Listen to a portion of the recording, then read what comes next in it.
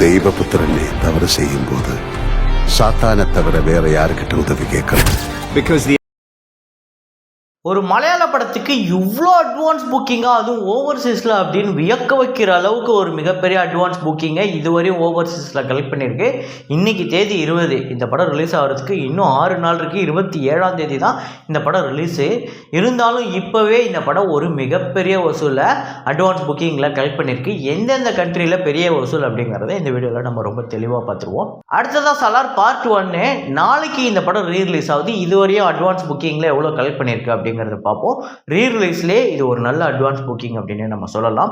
அது மட்டும் இல்லாமல் பெருசு, ஸ்வீட் ஹார்ட், டிராகன், சாவா, அப்புறம் தெலுங்கு, மலையாளம் எல்லா படத்தோட வசூலையும் இந்த வீடியோவில் ரொம்ப தெளிவாக பார்த்துருவோம். அப்புறம் ஹாரி பாட்டர் வசூல் ரொம்ப நாளாக கேட்டுட்டு இருந்தாங்க. அதோட ஃபர்ஸ்ட் பார்ட்டு இவ்வளோ கலெக்ட் பண்ணியிருக்கு அப்படிங்கிறத பார்ப்போம். ஸோ வாங்க வீடியோக்குள்ளே போகலாம்.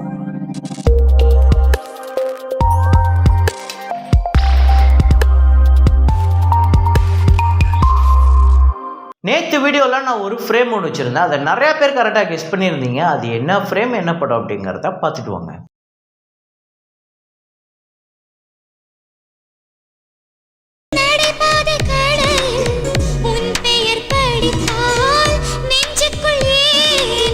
ஆமாங்க, 7G ரெயின்போ காலனி தான். அதில் வந்து கணக்காலும் காலங்கள் அப்படிங்கிற ஒரு பாட்டு. அந்த பாட்டில் வந்து இவர் வந்து அந்த அனிதா அப்படிங்கிற பேரோட கடையோட பேரை பார்ப்பார்.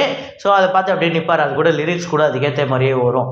நடைபாதை கடையில் உன் பெயர் படித்தால் நெஞ்சுக்குள் ஏதேதோ அப்படிங்கிற மாதிரி ஒரு லிரிக்ஸ் ஒன்று வரும். அதை கரெக்டாக கெஸ் பண்ண முதல் 5 பேர் ஹரிஹரன் PS அப்படிங்கிறவர், நட்டேஷ், ஷேக் முகமது ஷேக், ஆஸ்டர் கார்டன், திவாகர் கண்ணன். இந்த 5 பேர் தான் முதல்ல கரெக்டாக கெஸ் பண்ணியிருக்காங்க. இன்றைக்கி ஒரு ஃப்ரேம் ஒன்று வச்சுருக்கேன். அது என்ன ஃப்ரேம், என்ன படம் அப்படிங்கிறத கெஸ் பண்ணுங்கள்.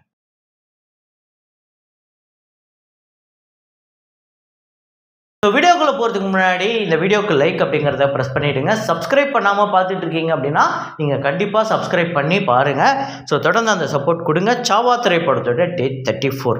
இந்தியாவில் வந்து 2,82,00,000, world wide 3,15,00,000.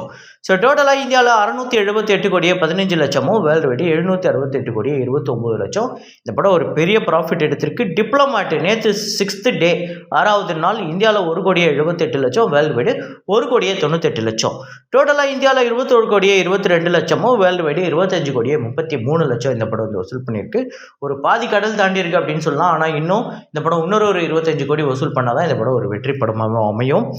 All the best Pandya அப்படிங்கிற ஒரு குஜராத்தி திரைப்படம் டே 6 இந்தியாவில் 41,00,000, வேர்ல்டு வைடு 42,00,000.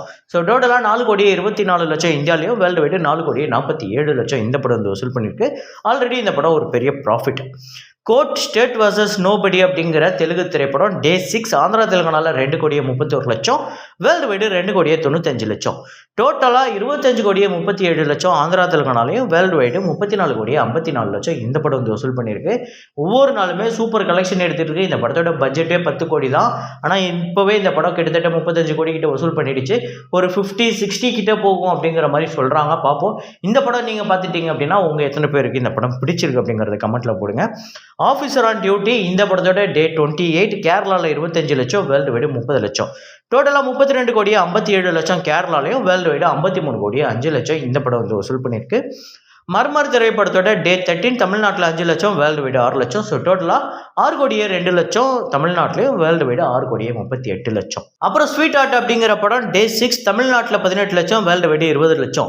டோட்டலாக 2,04,00,000 தமிழ்நாட்டிலையும், வேர்ல்டு வைடு 2,18,00,000 இந்த படம் வந்து வசூல் பண்ணியிருக்கு.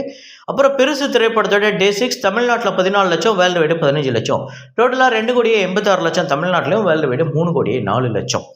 டிராகன் திரைப்படத்தோட 27வது நாள் வசூல் தமிழ்நாட்டில் 48,00,000, வேர்ல்டு வைடு 60,00,000. டோட்டலாக 77,54,00,000 தமிழ்நாட்டிலையும், வேர்ல்டு வைடு 148,29,00,000. இன்னும் ஒரு 1,71,00,000 இந்த படம் வசூல் பண்ணிச்சு அப்படின்னா 150 கோடியை கிடக்குது. ஸோ கன்ஃபார்மாக அது வந்துடும். அதில் எந்த மாற்று கருத்தும் இல்லை. உண்மையிலே பெரிய விஷயங்க. பார்த்துக்கோங்க, ஒரு நடிகரோட முதல் படம் 100 கோடி, 2வது படம் 150 கோடி, அப்போ 3வது படம் அது தெரில. படம் வந்து நல்லா இருந்தால் தான் ஓப்பனிங் மட்டும் வச்சு ஒரு படம் ஓடுமா அப்படிங்கிறது தெரில. கண்டிப்பாக படம் வந்து ஆடியன்ஸ் கிட்ட ஒரு நல்ல ரெஸ்பான்ஸ் இருக்கணும். படம் நல்ல படம்னு அவங்க நம்பணும். படத்தை தாண்டி இந்த படம் வந்து பெரிய அளவில் ப்ரொமோஷனும் இருந்தது இந்த 2 படங்களுக்குமே. அதே மாதிரியே நம்ம சொல்லவே தேவையில்லை, அந்த படத்துக்கு பெரிய அளவில் ப்ரொமோஷன் தான் இருக்கும். பெரிய பட்ஜெட் படம் தான். அப்புறம் நாளைக்கு ரிலீஸ் ஆக போகிற சலார் பார்ட் 1 இந்த படத்தோட ரீரிலீஸ். ஸோ ஆந்திரா தெலுங்கானாவில் 1,63,00,000 அட்வான்ஸ் புக்கிங்கில் கலெக்ட் பண்ணியிருக்கு. கர்நாடகாவில் 27 லட்சம், ரெஸ்ட் ஆஃப் இந்தியாவில் 3 லட்சம். இதெல்லாம் கிட்டத்தட்ட தமிழ்நாட்டில் ஒரு 60,000 70,000 வந்து அட்வான்ஸ் புக்கிங் மட்டுமே கலெக்ட் பண்ணியிருந்துச்சு. டோட்டலாக 1,93,00,000. அப்புறம் L2 எம்புரான் ஆக்சுவலாக பெரிய கலெக்ஷன் எடுத்திருக்குங்க. முக்கியமாக கல்ஃப் கண்ட்ரீஸில் இது ஒரு பெரிய நம்பரே எடுத்திருக்கு. ஸோ இந்த படம் இது வரையும் இப்போ நான் சொல்கிற இந்த டைம் வரையும் இது புக்கிங் ஆனது. யூஎஸ்ஏல ப்ரீமியர் ப்ளஸ் டே 115K US இது மட்டுமே 1 கோடி கிட்ட வருது. கனடாவில் ஆக்சுவலாக அதிகமாக இருக்குது யூஎஸ்ஏ விட 183K US 1,58,00,000. கல்ஃப் கண்ட்ரீஸில் வந்து 538K US இது வந்து 4,65,00,000. யூகே அயர்லாண்டில் இந்த படம் 206K பவுண்ட்ஸ் வந்து கலெக்ட் பண்ணியிருக்கு 2,31,00,000. ஆஸ்திரேலியாவில் 178K ஆஸ்திரேலியன் டாலர்ஸ் 1,02,00,000. இது இல்லாமல் ரெஸ்ட் ஆஃப் வேர்ல்டில் 145K US இது வந்து 1,25,00,000. டோட்டலாக 1.84 மில்லியன் US நேற்று நம்ம சொன்னதோட டபுள் மடங்கு பாருங்களேன். நேற்று நம்ம 900K கிட்ட சொன்னோம், இப்போ 1.8 மில்லியன் கிட்ட வந்திருக்கு. 11,81,00,000 இந்த படம் வந்து வசூல் பண்ணியிருக்கு இதுவரை அட்வான்ஸ் புக்கிங்கில். இதுதான் வந்து மலையாள இண்டஸ்ட்ரியிலேயே ஒரு மிகப்பெரிய அட்வான்ஸ் புக்கிங்கை கலெக்ட் பண்ணுற ஒரு படமாக இருக்குது. இதுதான் மலையாள இண்டஸ்ட்ரி திரைப்படத்திலே மிகப்பெரிய ஓப்பனிங்காக இருக்க படம் அப்படின்னு சொல்லப்படுது. அதாவது ஓப்பனிங்கே கிட்டத்தட்ட இப்போவே கணக்கெலாம் போடுறாங்க. ஒரு எப்படி இருந்தாலும் ஒரு 50 crore வரதுக்கு வாய்ப்பு இருக்குது, 45 crore வருது அப்படிலாம் வந்தது அப்படின்னா உண்மையிலே பெரிய விஷயம். அப்புறம் இந்த படம் முக்கியமாக லியோவோட கலெக்ஷனை பிரேக் பண்ணுமா அப்படின்னு. லியோவோட கலெக்ஷன் 600 கோடி ஆச்சுன்னா அந்த கலெக்ஷன் இல்லை, லியோவோட டே 1 கேரளா கலெக்ஷனை பிரேக் பண்ணுமா அப்படிங்கிறது தான். இப்போதைக்கு லியோ தான் கேரளாலேயே ஹையஸ்ட் கிராசர் ஃபார் டே 1.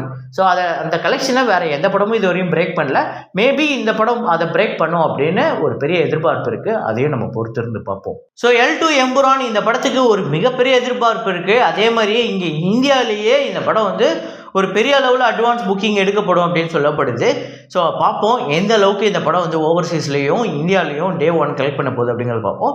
இப்போ உங்களோட ப்ரெடிக்ஷனை கமெண்ட்டில் போடுங்க. இந்த படம் டே 1 ஓவர்சீஸ் எவ்வளோ கலெக்ட் பண்ணணும் நீங்கள் நினைக்கிறீங்க அப்படிங்கிறத உங்களோட ப்ரெடிக்ஷனை கமெண்ட்டில் போடுங்க. பார்ப்போம் யாருது ஒத்து போகுது அப்படின்னு. அடுத்ததாக ஹாரி பாட்டர் வசூலை சொல்கிறேன் அப்படின்னு சொல்லியிருந்தேன். Harry Potter and philosopher stone 2001 வந்து இந்த படம் வந்து எல்லாராலையும் பேசப்பட்ட ஒரு படம் அப்படின்னே சொல்லலாம். இப்போ கூட நான் இந்த படத்தை ஃபஸ்ட் பார்ட், நான் சொல்கிறது ஃபஸ்ட் பார்ட்டே சொல்கிறேன், இப்போ கூட இந்த ஃபஸ்ட் பார்ட்டை போட்டு பார்க்கும்போது அவ்வளோ வியந்து போவேன். எப்படி ஒவ்வொரு சீனையும் இவங்க மேக் பண்ணாங்க, எப்படி இப்படிப்பட்ட ஒரு கதை எழுதுனாங்க, ஒவ்வொரு கேரக்டருக்கும் அவ்வளோ இம்பார்ட்டன்ஸ், ஒவ்வொரு கேரக்டரும் அவ்வளோ எழுதியிருப்பாங்க. இது ஒரு புக்கிலேருந்து தழுவப்பட்ட ஒரு கதையாக இருந்தாலுமே அது ஒரு நாவலையோ ஒரு புக்கையோ அதை வந்து எழுத்து வடிவத்திலிருந்து திரை வடிவத்துக்கு கொண்டு வரதுங்கிறது மிகப்பெரிய சிரமமான விஷயம். அதில் நம்ம எழுதுறதுல என்ன வேணால் எழுதிடலாம். இதெல்லாம் என்ன நம்ம என்ன கிராஃபிக்ஸில் காட்ட போகிறோன்னு சொல்லிட்டு என்னத்தையும் எழுதிடலாம். திடீர்னு என்னென்னா மழை உடஞ்சி அதுக்குள்ளேருந்து பனி வர மாதிரி எழுதலாம். அதை விஷுவலாக காட்டணும்ல, அதை விஷுவலாக காட்டுறது தான் மிகப்பெரிய சிரமம். இவங்க விஷுவலாக அதை சாத்தியப்படுத்தியிருக்காங்க, உண்மையிலே பெரிய விஷயம். நல்லா பிரமிச்சிருக்கேன். இந்த படம் பட்ஜெட் 125 மில்லியன் US அன்னைக்கு காலகட்டத்துக்கு இது ஒரு மிகப்பெரிய பட்ஜெட்டு. யூஎஸ்ஏல மட்டும் இந்த படம் வந்து 318.89 மில்லியன் US வந்து கலெக்ட் பண்ணியிருக்கு. ஜப்பானில் வந்து 153.43 மில்லியன் US, யூகேல வந்து 89.99 மில்லியன் US. டோட்டலாக இந்த படம் வந்து 1.024 பில்லியன் வந்து கலெக்ட் பண்ணியிருக்கு. இப்போ நான் சொன்ன இந்த 3 நாடுகள் இல்லாமல் இன்னும் எல்லா நாடுகளையும் சேர்த்து, மற்ற நாடுகள்லாம் சேர்த்து ரெஸ்ட் ஆஃப் வேர்ல்டில் 462 மில்லியன் US கிட்ட வந்து கலெக்ட் பண்ணியிருக்கு. சரியான பிளாக் பஸ்டர். இந்த படம் உங்கள் எத்தனை பேருக்கு ஃபேவரட், அதாவது இந்த ஹாரி பாட்டர் அப்படிங்கிற இந்த ஃப்ரான்ச்சைஸ் உங்கள் எத்தனை பேரோட ஃபேவரட் அப்படிங்கிறத கமெண்ட்டில் போடுங்க. ஸோ இதே மாதிரி ஒரு வீடியோவில் இதே மாதிரி கலெக்ஷன் ரிப்போர்ட்டில் மீண்டும் நான் உங்களை சந்திக்கிறேன். Signing off Rahman.